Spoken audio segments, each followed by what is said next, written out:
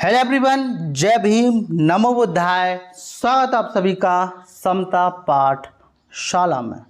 और आज की वीडियो काफ़ी ज़्यादा महत्वपूर्ण है। यदि बाबा ना होते, पुस्तक का ये सेकंड लास्ट चैप्टर है, कहानी है बाबा साहब अम्बेडकर की।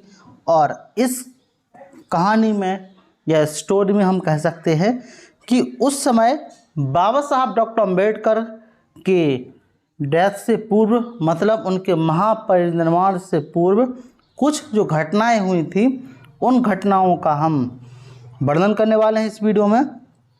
आई होप आप इसे पसंद ज़रूर करेंगे। अच्छा लगे तो शेयर अवश्य करें।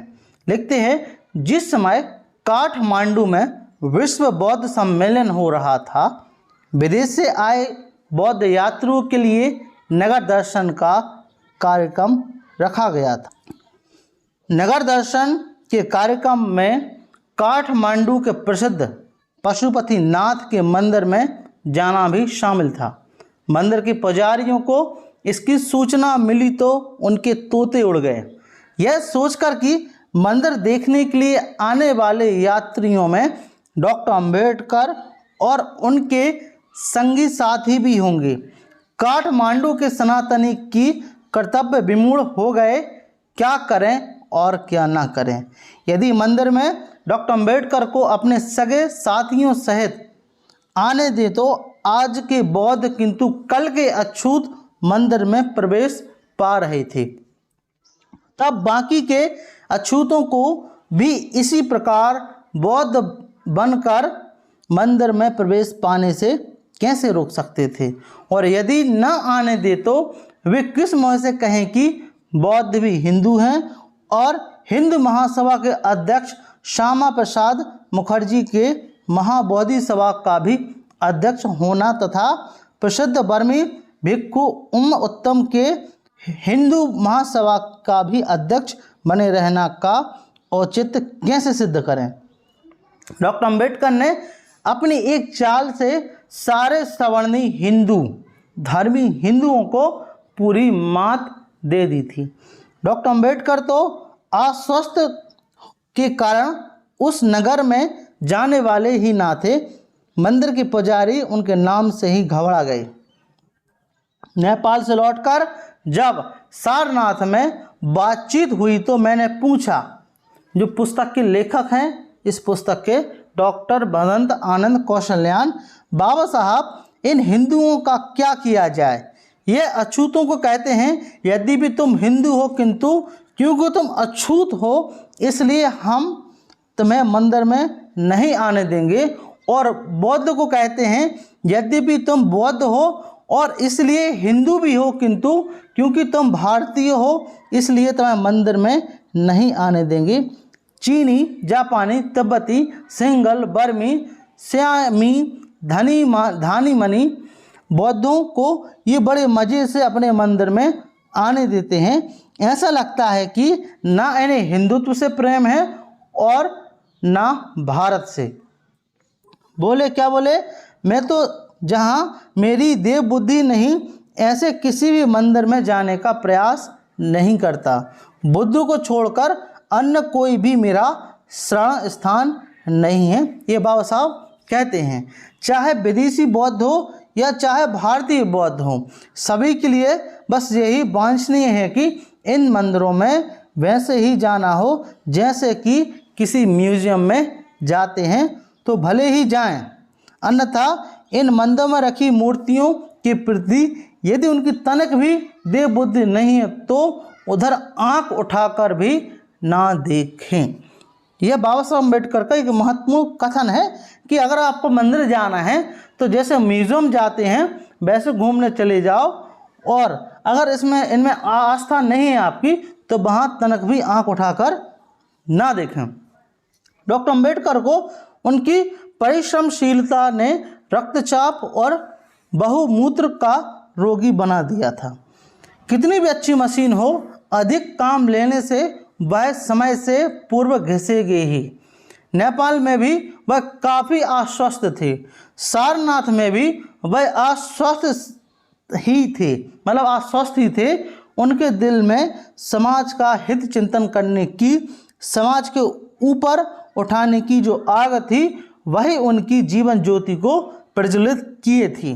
धर्मांतरण के अवसर पर नागपुर में जो ऐतिहासिक भाषण दिया था, उन्होंने कहा ही था, हिंदू धर्म में मरूंगा नहीं। यह प्रतिज्ञा मैंने आज से 21 वर्ष पहले ही की थी और उसे पूरा कर दिखाया। इस धर्मांतर से मैं बड़ा ही खुश हूँ और प्रफुल्लित हो उठा हूँ। मुझे मालूम होता है, मतलब मुझे ऐसा मालूम होता है कि मैं नरक से छुटकारा पा रहा हूँ। धर्मांतर की प्रतिज्ञा के बाद धर्मावलंबी नेता अपने अपने धर्म की ओर से निमंत्रण ही नहीं, लोभ लालच भरे प्रस्ताव तक लेकर उनके पास पहुंचते रहे। बाबा साहब अम्बेडकर उनमें से किसी किसी से बातचीत करने के लिए बातचीत कर लेते थे, मतलब किसी से बातचीत कर लेते थे, लेकिन उनका झुकाव तो स्पष्ट रूप से बौद्ध धर्म की ओर ही था। बम्बई में बनवाए अपने घर का नाम उन्होंने रखा था राजगृह। अपने 2 कॉलेजों में से एक का नाम रखा था सिद्धार्थ, दूसरे का मिलिंद कॉलेज।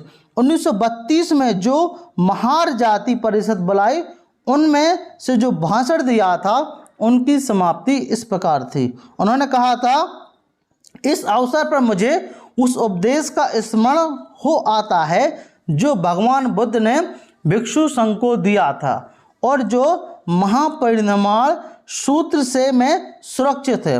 उस उपदेश में भगवान बुद्ध ने कहा था कि तुम स्वयं अपने प्रकाश अपने बनो जैसे सूर्य, मतलब तुम अपने आप में प्रकाश बनो जैसे सूर्य, किसी दूसरे की ओर प्रकाश के लिए मत ताकते रहो जैसे पृथ्वी।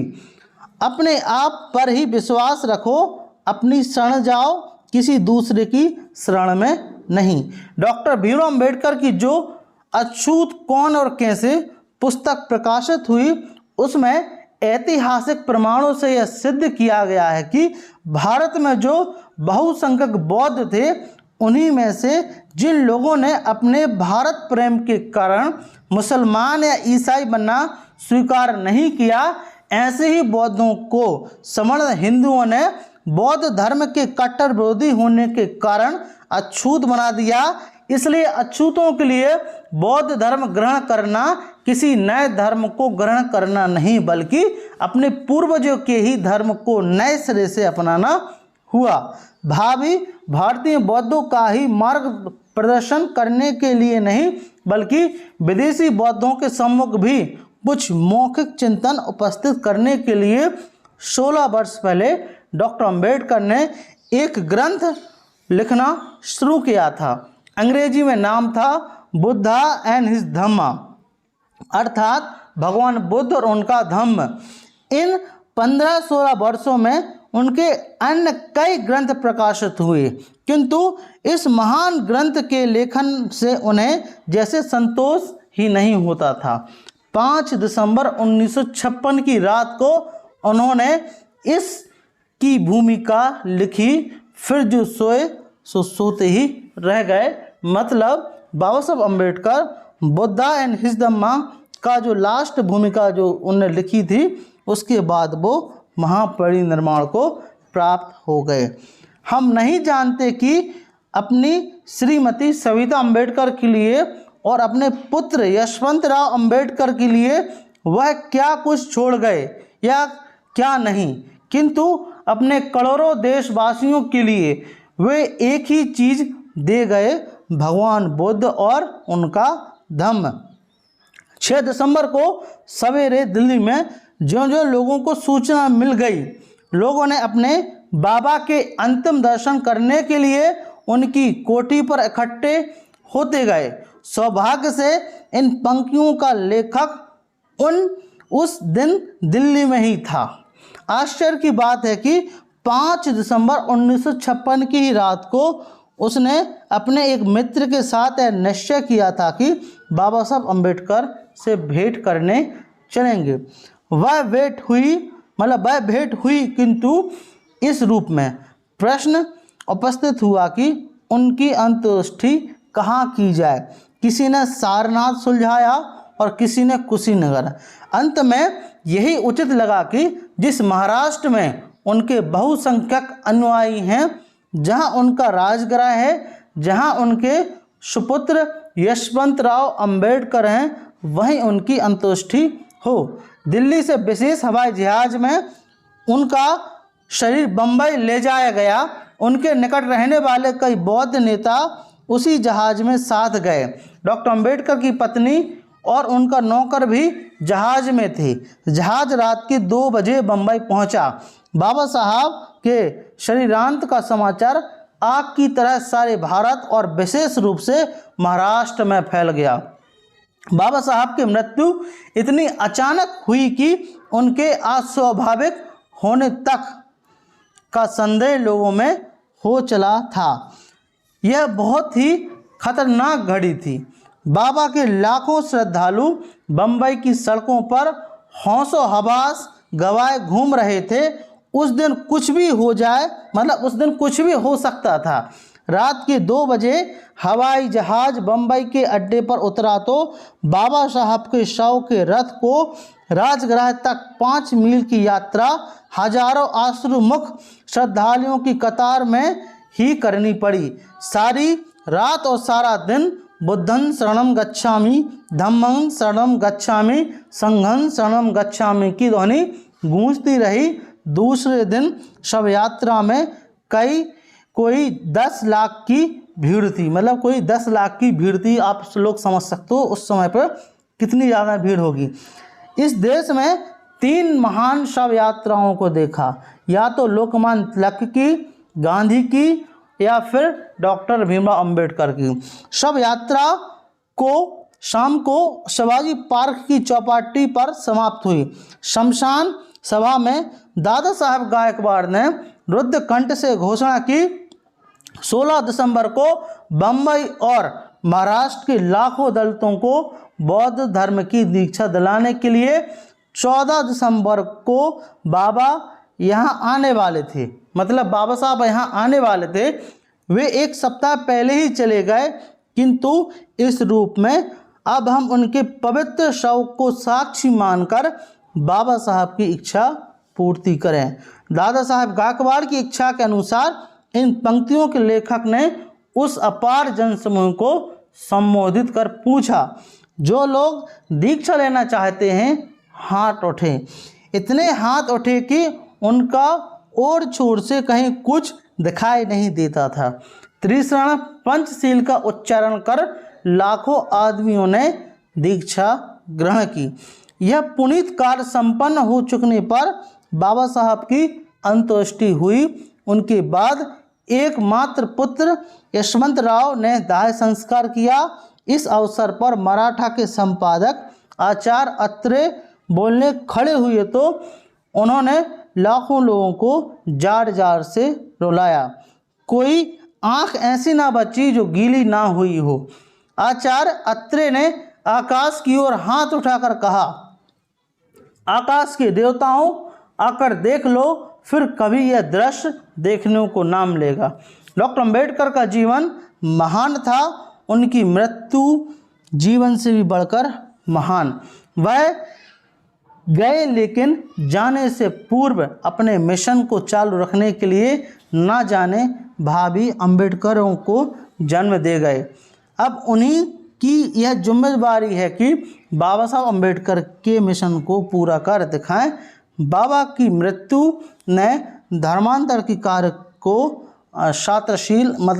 शास्त्रातीत सफलता प्रदान की। तो आई होप यह वीडियो लेसन आपको समझ में आया होगा।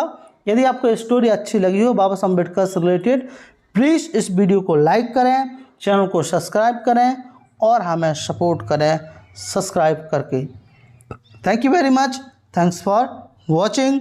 जय भीम, जय भारत।